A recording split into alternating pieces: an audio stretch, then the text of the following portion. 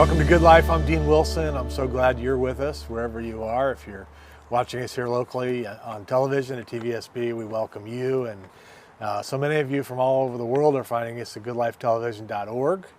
And in our podcast, which is relatively new, but it's become pretty popular. And so I'm not really a huge podcast person, but many of you are evidently, which is great. So all the podcast platforms, you can find us. Just look for Good Life Conversations. So Good Life Conversations on any podcast platform. And now we also have kind of migrated to a YouTube page. So that's where you can see all the long form interviews. And then we break up those interviews into what we call power clips.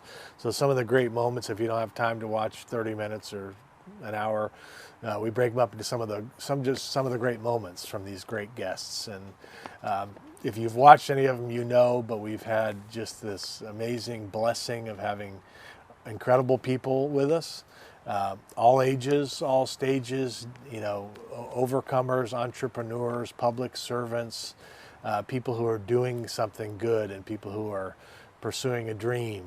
And we've had young people, we've had old people, we've had everything in between. So we're so excited.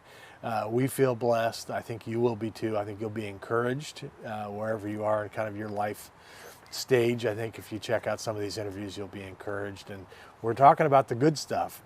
There's plenty of other places you can get the other stuff. Here we're talking about the good stuff. We're talking about serving, helping, loving, caring. And certainly my guest today is somebody who's doing that in her life.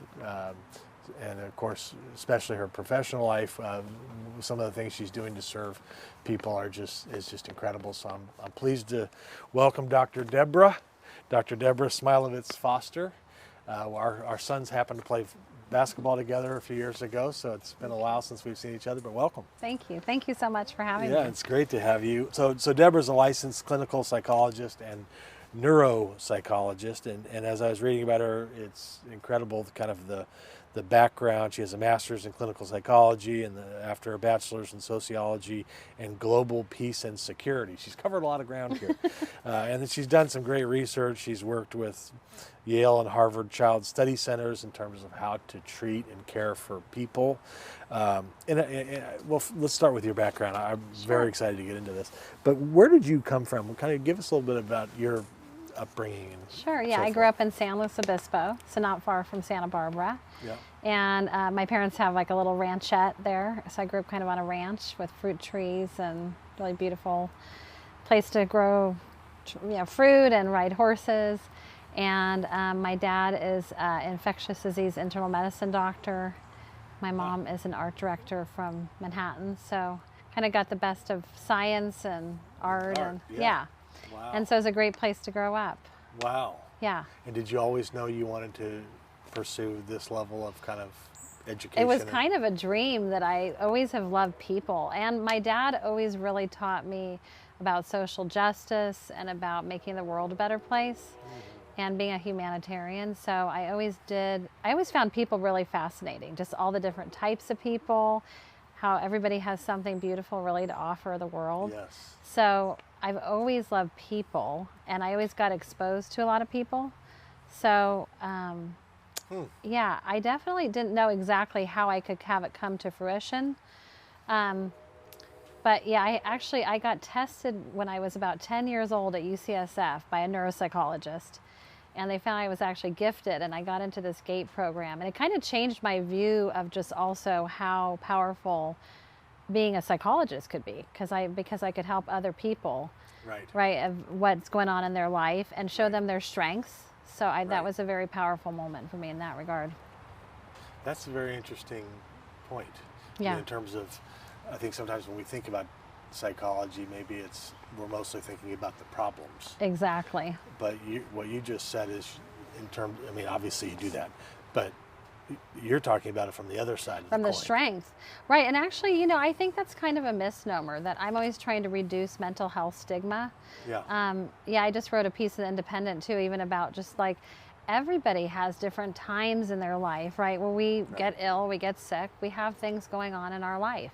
Right. I mean, we could have a cold, we could have a broken leg, and also we're going to have days where our mood is going to be up or down, or moments, right? And it's of different intensities, different frequencies, different durations. So I think also it's about how to navigate through that. But yeah, I think there's a lot of misnomers about going to therapy or having a neuropsychiatric assessment. And so I always try to help provide people with their strengths. What's the person, okay, well, so they have these things going on. And also what's great about you? What's beautiful about you as a person? And I mean, the way I was always taught too is that really actually learning about yourself is a sign of self-care, health, and being vulnerable is really healthy too. Even though I know that's kind of something we don't always look to, like sharing ourselves with other people and connecting. I love that. Thank you. Yeah, I think that how we've treated mental health, I hope gets a lot better. I mean, I think it's people like you that make it better, where it's not something different. Right. It's not something different than a broken leg. It's not something different than asthma. It's health. It's somebody's hurt. You know, I'm going to tell this story next week, but we have our second daughter had a massive stroke in the womb. So we've been going to this for years. We went to this institute back east. People come from all over the world, and everybody's brain injured. And one time when I was in the parking lot, I realized there's no handicapped parking spots here because we're all broken. You know, and I think that mentality, like we're all broken. Yeah, and I like the Japanese, what they say about being broken. Because when they have like a bowl that has a crack in it or it's broken, they actually fill it with gold. And I think actually sometimes out of the most challenging things in our life, the times when we feel that we're fractured or broken or things are falling apart, kind of falling to pieces, actually those can be very valuable times to have self-growth, to actually, and if we can make it through, kind of ride the waves, out of the other side can come something very powerful. I totally agree. Yeah, and I think, you know, I've talked to tens of thousands of people now in my career, especially in this community, but even around the world. And I really think there's not one person that I've talked to that would not want to share their story with another person. So what's beautiful is after I've actually seen people for a while, and sometimes people are very apprehensive and maybe scared, right, to share, because it is very vulnerable. Then they start sharing and almost become like a mini psychologist, which I love to have people feel empowered and confident and strong. And then other people start sharing. It's kind of like a ripple effect. And it makes the other person feel better, and then it kind of goes out from there. Because we're all broken. Right. We all have things going on in our life. Right. I love that. It's okay to not be okay. Exactly. I have a minister I see actually, and she said you can be perfect in your imperfection. Yes, right, exactly. I mean, nature is that way too. If you look at nature, like a flower will bloom and grow, and then eventually the petals will fall off. Or trees even are great inspiration because they're going to have branches that are going to become, maybe grow on the ground or fall off. And so nature can be a wonderful... We need pruning. Right, we need pruning. Actually, neurologically, there's something called arborization. And the way when we have traumas and things in our life, we actually need to touch on those, activate those kind of neuronal clusters. And then we need to be able to prune back. Literally, we call it pruning. And then we grow new branches. So it's like a tree. That is fascinating. Isn't that cool? We need to switch. I should be on the couch. I need a session here. Maybe we should interrupt this interview so that I need work. Okay, well, we can work that out together. I'm here for you. I love to help people. That's good. Well, and also I think you're brought together with people. You know what I mean? So some people you're meant to meet, like you and I, right? I mean, you know, you can walk past a lot of people, but we're all intertwined, right? We're not an island. We're all here in this together, really. Yeah.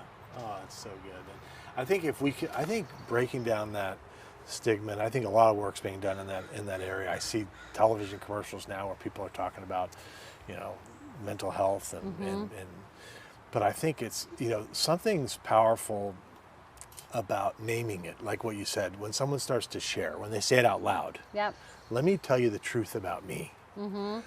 I think it unlocks doors. I mean, you must see this 3 times a day. It's very freeing. It unlocks doors. Yes, and somebody's like, oh, so I'm not bad, I'm not different than everybody else. I always say that to people. I always say, you know, you're not alone. That's the part about I wish people would talk more, because then they could realize, you know what, actually, there's lots of people. Everybody has times in their life where maybe they feel depressed or maybe they feel anxious. It's kind of inevitable, really, because we're going to have things we suffer from. We're going to have days where we don't feel as healthy or we feel tired.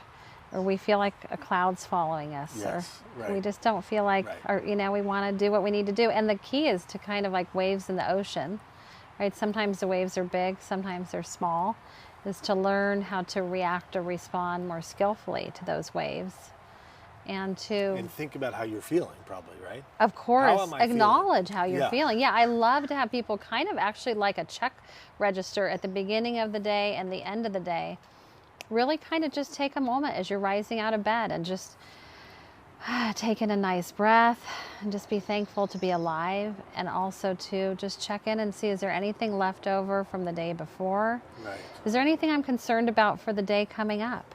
Right. And at the end of the day, the same thing, just to be honest with ourselves, Yeah. and to give ourselves that forgiveness and allow ourselves that kind of grace Right. and space. Right. Oh, it's so good. We at our community centers with our kids, we have some apartments on the west side where we have these programs after school, and we'll do something where when they come into the community center, they give 1 to 10 Yes. how they're doing. That's perfect. I love You know, that. to just say it. I will have, especially young adults and young kids, I will actually, and a lot of times with adults, I will ask people kind of just, how's your mood today? If you have 10 being like it's an awesome day and 1 it's not as good of a day. And just to learn what your numbers kind of are. Yeah. Yeah, and if you can learn to check in with yourself and also just allow yourself to feel whatever it is you're feeling. Yeah. And become present and just take it. Sometimes we have to take life slow, like take it minute by minute, or Right. second by second, Right. or day by day. Right. Yeah. Yeah. It's I still want to like go to the dinner party, the mixer, and like when somebody comes up to me and says, "How you doing?" If I'm not doing well, I want to be able to say, "Terrible. Yeah. It's been a horrible day. How are you?" Yeah, actually, I've been doing that more. Like when I go to the supermarket, for example, and someone says, "Oh, how are you doing?" I'll say, well, like one day maybe, my dad was a little ill. I was like, actually, I've been on the phone with my dad. And then what's so beautiful is then the checker person says, oh, you know what? Actually, I've been having something going on with my dad. And then Right. they start talking, and I say, you know what? Thank you. Thanks Yeah. for sharing with me. Because, right, we all have things going on. And Yeah. sometimes actually it can be very relatable, right? If we can actually share our things going on. You might be surprised. You could do an experiment and see what Okay, I'll happens try when it. you go to your next dinner party. Right. I mean, of course, it's all about balance, right? Well, and it has to be authentic. I mean, it's got to be real. But Totally. Yeah. But yeah. Well, I think in psychology, we call that, we don't want to disavow parts of ourselves. So we want Right. to like be integrated. Right. There's Dr. Dan Siegel, who's a very world-renowned physician at UCLA Medical School, and I've kind of had him and I have done some work together, and he and I talk about linkage. So you kind of want to link everything together so you can feel integrity, feel integrated, feel together. Right. So even the tough parts are Yes. part of my story. I don't throw them away. exactly. They've impacted where I am, who I Yeah. am, what I'm. Your journey. Yeah. They've made you who you are. That's so Don't you good. think out of I would think out of some of the tougher times, like you're talking about with your daughter, Yeah. right? I'm sure there's like for every light, there's a dark, and Right. There's kind of like You're going to hear a all about gold this in my nugget. speech next week. Oh, good. I'm So I'll looking save forward it. to that. But believe me, you're going to hear more than you wanted to know. See, it all dovetails. Yeah. Yeah. Speaking of being vulnerable, I'm like, I need counsel on this one. Okay, good. Well, I'll be We here. got We can touch 520 base. people coming, and I'm supposed to share Wow. my. That's awesome. So anyway, I'm going to give it a we shot. can debrief. I'll Okay, yeah, debrief please. with you. And even if it's terrible, tell me it was great. Oh, well, I'm sure, remember the idea of being like perfect in your imperfect. I mean, we're not going to Right. be perfect. Right. And Okay, actually, good. your authenticity is what people value, I'm sure, right? We Yeah. all want to be kind of that's what I real. want And to be. also, everybody is beautiful in their own way. I mean, if we were all That's right. exactly the same, it'd be kind of boring. So people That's right. find inspiration, I'm sure, what you're saying. And there are no ordinary people. Well, I was thinking about this yesterday. Mm-hmm. Every person is something like, and even like we're around special needs kids a lot. And even the ones, if they can't talk or they can't, once you start to get in there. I had one guy, I'm sorry, I'm taking a little You're time. fine. No, don't be But I had sorry. one guy here, he's a Special Olympian. He's probably 60 years old, maybe. His name is Steve. Mm-hmm. And I got little bios on all these Special Olympians. And Yeah. and the bio on this guy was he's a leader. I think I saw that. Yeah. Oh, did video. you see that Yeah, one? Uh-huh. So I asked him, what's your secret to your success in leadership? And he said one word, and he didn't talk well. He said, listen. Right. And I'm like, could there be a better one-word answer in the history of the world A about simple leadership stutter, yes. than listen? Like, So I'm going, this guy is a gold mine. He can't talk though. So you would never like, so, He found his nugget there. Yeah. but that was like the nugget. And I'm like, so these people, like, so whether they're hurt, brain injured, neurologically, like you're dealing with, like there's every person, I mean, is just such a gold mine and such a inspiration. masterpiece, you know. It's true. It's kind of like a painting. Everybody has their own painting. Yeah, right. Yeah. Yeah, right. Of how they are, who How they they are. Kind Yeah. of the painting of, in fact, there's a psychology called Gestalt. It's kind of like a painting of the person. Oh, really? Like, not literally. I mean, you could literally paint the person. But it's kind of like figuratively. the kind of tapestry of the person, who they Yeah. are, what Yeah. they're all about. So you're in your work, it must feel like you're unpacking. I mean, are you Sure. kind of Yeah, it's like an archaeological dig. right? It's kind of like, I explain that to people. Well, there's a couple things about that. I think it's kind of like layers, right? Because we have a lifetime, sometimes, of pieces of our life going on. Yeah. And how do we kind of get to the foundation of who we are, the kind of inner core, right? Because we all have kind of the child inside of us too, that wants to be playful, that wants to be light. And then also we have the adult side, right? Of course, unless we're a child still. But yeah, that we want to kind of integrate all those pieces of ourselves. Right. And I always think like it's important to get to the foundation of who the person is. Yeah. Right. And sometimes the foundation isn't super strong. So it's like, how do we kind of rebuild and re-engineer who the person exactly, and get back to the roots of the person? What's meaningful to them? Isn't that powerful? Yeah, exactly. And I think sometimes you must find that there's some like stripping that has to take place to get there. Sure. Right. Definitely. Yeah. Yeah. Well, yeah, that's the vulnerability part, is like the trust, the tenderness, the connection, the love, the caring, like letting the person know how much I love and care for them. Yeah. Yeah. And how That's such powerful. tender it is. Very powerful. So let's step back for a second and just someone who's watching it who doesn't know anything about anything like me, what is neuropsychology? Right. So neuropsychology, I know people think of neuroscience as one entity. It's kind of confusing a little bit, right? So there's neuropsychology and neuroscience that kind of are interfolding, but there's neuroscientists who might sit in a lab, like even at UCSB, they have a whole neuroscience center. They have a brain science center. So neuropsychology is the study of the brain and behavior. And also it's the study of how neuronal, like the neural pathways, we have millions of neurons in our body. We also have, in every cell in our body, we have a memory. It's called peptide K. So it's kind of how to synthesize the way we behave, the way we feel, our thoughts, our memories, and how those intertwine with neurochemicals, the way our brain functions, right? And if we have had brain injuries, and that actually a lot of people have had things happen to them, whether it could be a stroke, it could be some other vascular event, it could be a car accident, or maybe just people have neurochemical deficiencies and they need actually like medicine for that. Right.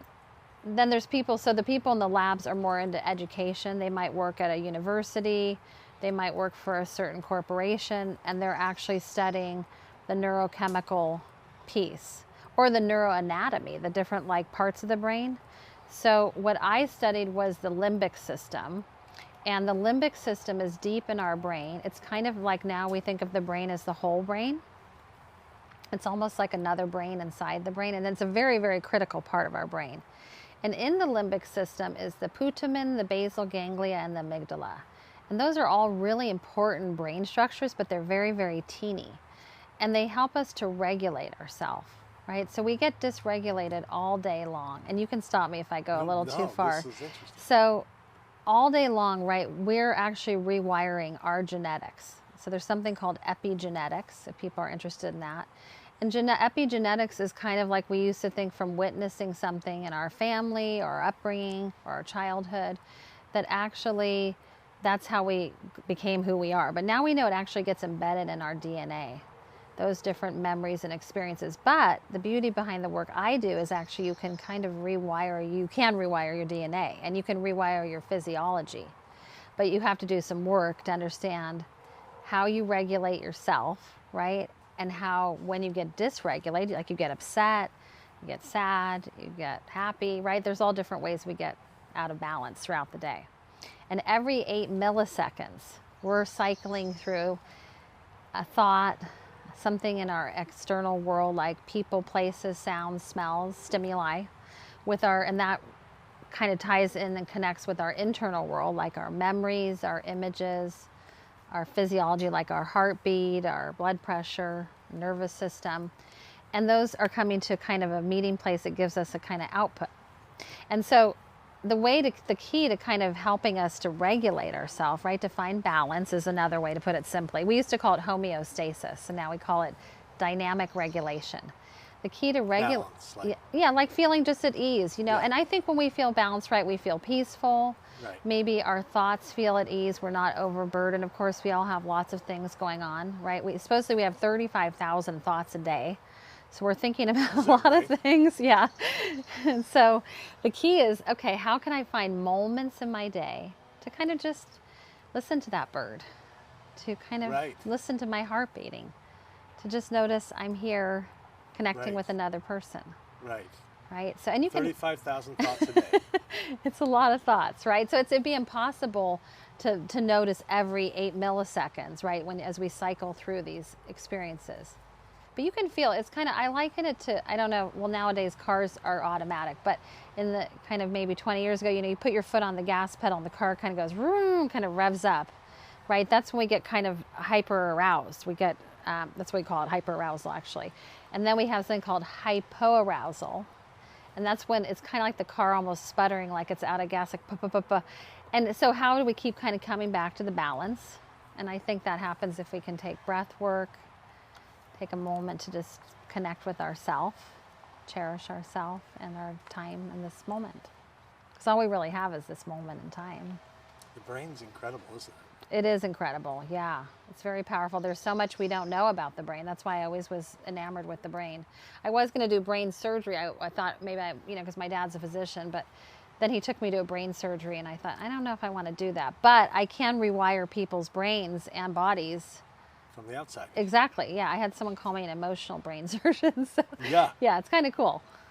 So is it true, like, if you replay a negative memory or a traumatic, whatever, because I've heard this, if you replay it over, you're actually experiencing it again? Right, definitely, yeah. Like in your body? Everywhere, in your brain and your body. Well, and actually neurologically, you're really reinforcing it in a way. That's why I actually encourage people to go to therapy with someone who's skilled, right? Because I know human tendency, right, especially with stigma, is to talk to our friends, to talk to our family members, to talk to somebody, and kind of just, it makes it worse. It actually reinforces it because the neural pathways get very strong. Remember the branches on the tree. So it's kind of like it becomes like a muscle. And really what we want to do is we want to touch on it. I liken it to like putting your finger on a hot stove in a way, but we don't want to burn our finger, right? We want to just kind of touch it, but then we want to heal. Right. In fact, in psychology, we call it reparation, repair, heal. Yeah. That is so powerful. It is very powerful and empowering. We get a narrative, don't we? Yep. What we think about something or what happened to us. We get a narrative, and then it's almost like as human beings, we just want to hold on to that sucker. We lock onto it. It's so true. And then we go nowhere. Right. In fact, in neuropsychology, we call it like a schema or a script. It's a story we tell ourselves. Yes. And actually, sometimes it cannot be accurate is the other problem. Right. Right? And it gets more inaccurate. It's like a fish story. It is. It gets more inaccurate the more time goes on sometimes. It's true. Right? It's totally true. It's kind of like, I liken it to, in MBA programs, they talk about a ladder of inference. It's kind of like you get a phone call from your boss, and you start thinking, uh-oh, I'm going to get fired or something. And then why is she calling me? And then actually when you finally call your boss, she says, I want to give you a raise and actually a promotion. So you just never know. And you had suffering in the meantime. Exactly. Because you built the narrative. Right. I mean, the key is to have curiosity and novelty. Like think, even really like from neuroscience, we found like even just driving home a different route or using new words. Yeah, trying just new ways of just doing anything in your daily life. Changing pathways. Right, exactly. Then you're building new pathways and new, what we call the arborization, like new trees, because we have millions of kind of trees in our brain. So we want to have more neural pathways. We want to expand our brain and our body, our being. So this must be I mean, we didn't even get to all this, but I mean, you're working with people from everything from, stroke and brain injury to mood disorders to heart conditions. I mean, all kinds of stuff. Yes. This must be really amazing work to see progress. I mean, to see it's healing. Amazing. It's so amazing. And I work with a lot of physicians. So I get referrals from neurologists, pediatricians, oncologists, internists. I work with a lot of like internal medicine doctors because they see, or general practitioners too, because they see a lot of people. But yeah, it's very powerful. Really, I mean, the more medicine goes along, people say kind of everything is psychosymptomatic. I mean, even if you have a broken leg, you're going to have some kind of feelings around it. You're going to have some kind of thoughts around it. Right? And cognitions are kind of a fancy word for thoughts. So, right, we're going to have cognitions, we're going to have thoughts, we're going to have stories, like you were saying, that we tell ourselves. But we can always shift that and change it. Right. But we have to have a safe place with someone who we feel cares for us and understands us and has empathy. And you're saying, so I mean, changing the story. Right. I mean, in terms of like what we dwell on, or if I'm starting to think about, like they say this with gratitude. Let's just take gratitude.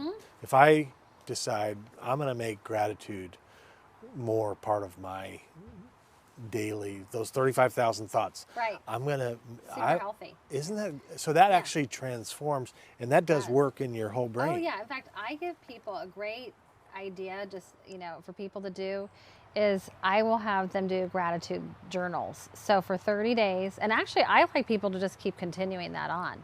And anything I recommend to other people, I have done myself, so I've experienced it, is to just, and also you have to write it down. Like it could be in a little notebook, a piece of paper, your phone. Write 5 things a day that you have gratitude for. Yes. And it can be something really basic. Like, I mean, I've worked at hospitals where people have had head injuries, right? And they can't put clothes on or they can't feed themselves. So I would say, hey, you could be thankful for something very simple. You can hear, you can see, you can walk, and all the other bonuses, right, are super bonuses. Right. Having people who love you, having people who care about you, having food on the table. Gratitude is huge. Oh, yeah, and then you build a whole gratitude neuronal burst. And so that actually changes us. Right, and then it gives us good neurochemicals, too. Yeah. Our daughter who has the special needs, I mean, I was thinking about this. For number one, I've never heard her say something negative about another person. I think a lot of us spend a lot of our time thinking about what we don't like about other people. It's so true. Yeah. She thinks about what she likes about other people, not when they're present. Like she tells me, like she'll talk to us about, I just love Grandma Jean. I just love, and I'm like, that's very inspirational. Who's got the brain injury here? Well, yeah, actually, I was just thinking, really, maybe we should come up with another word because, maybe, I think she has lots of gifts. She's spectacular. And I always try to help people to really, because, human nature is like, I don't like this and I don't want that and this isn't working. Think about what you do. Like, kind of, it's like hard in our brain to spin that to the opposite. Yeah. So if I don't like that I'm eating unhealthy, what do I want to eat? Or if I don't like the way I'm thinking about something, what do I want to think about, right? Like we're talking about, like I want to think about gratitude. I want to think about caring about other people. I mean, that's what life's kind of about, really. Yes.